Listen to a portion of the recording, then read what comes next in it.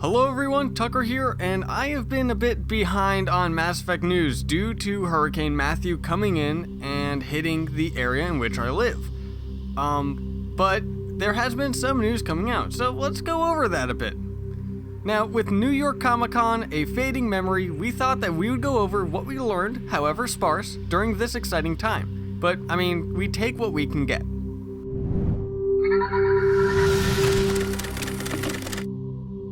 First off, our intrepid creative director Mac Walters gave an interview that, while not being the flood of new info that we keep hoping for, it gave us a few tasty tidbits. Morality was brought up, with Walters suggesting that we'll be encountering more gray choices rather than the more polarizing black and white moments where the difference between good and bad options are clear.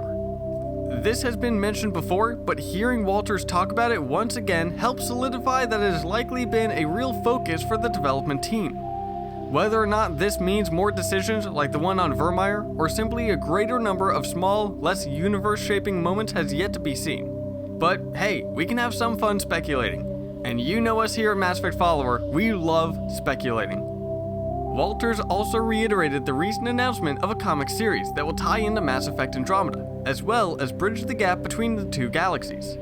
The series will focus on a new character whom we'll be seeing in the game itself. This character has apparently volunteered to be a part of the mission to find a new home for the races of the Milky Way, which is being touted as a one-way trip, so this choice is not one that is made lightly. Is this a Kali Sanders type situation, or will this character be more integral? We have yet to find out, but we are very excited to find out which is correct.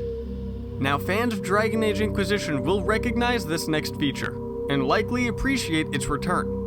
While the potential for relationships with squad members, romantic or otherwise, is pretty much a given with any BioWare game, they are now continuing the precedent stated in the latest Dragon Age title, by allowing those relationships to expand beyond your immediate team. Just like Josephine and Cullen, expect to see romanceable, non-squadmate characters when Andromeda drops early next year. Now, we seem pretty confident about that release window, don't we? We'll get to that later. Level design earned a short mention as Walters remarked about increased verticality this time around. This was expected thanks to the jetpack, but is still very nice to hear. So running from point A to point B won't just involve a brisk jog anymore, jumping, flying, and the occasional falling. We fully expect some fan videos of Ryder falling off ledges in hilarious ways thanks to this new mechanic. Now, coming back around to squad mates, Walter made sure to mention a much larger amount of content to be expected from our immediate team members. In terms of writing, he boasted that the smallest Mass Effect Andromeda squadmate has 20% more content than the biggest Mass Effect 3 squadmate. Now, this is exciting, especially for those who love talking to everyone that they can. Now, we can only hope at least one of our talkative buddies sounds halfway as cool as Garrus. I couldn't do this without you, Garrus. Sure you could. Not as stylishly, of course. Finally, Walters repeated what BioWare has been saying for a while now. Expect a big info drop on November 7th, our infamous N7 Day. Not to get all political, but considering what's happening the day after in the United States, we could really use some good news. Now, let's take a moment to get cute. Not like lame joke cute, we're talking straight up cute.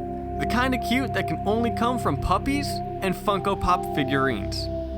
That's right, the makers of those adorable little vinyl collectibles looks to be venturing into the great unknown of Andromeda. A leaked image showing a list of upcoming pops has 2 Andromeda figures listed for release in January and February of 2017. One is simply listed as Mass Effect Andromeda, but the other lists a name that we haven't heard before, Sarah. Is this a new character, or possibly someone that we've seen? Or maybe something else entirely? Now, based on the layout of the list, it is possible that Sarah is not the full name, as many other entries are cut off at around the same length. No official confirmation has been made about this list, so take the news with a grain of salt. There may not even be a Sarah or whatever the name really is, so temper your expectations, but we won't fault you if you give it just a little hype. But hey, before you close out this video, remember how we mentioned the release window? Well, it turns out the actual release date may have been leaked thanks to an art book of all things. You've probably heard about the Art of Mass Effect Andromeda book being released alongside the game, right? Funny thing about that, while the game still has no confirmed release, the book actually does.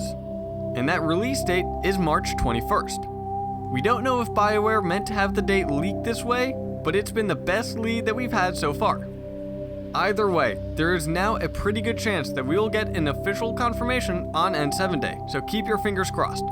So any thoughts on this little taste of news? Are you excited? Are you wary? Let us know in the comments down below, and while you are there, give this video a like and hit that subscribe button, and I'll see you in the next video.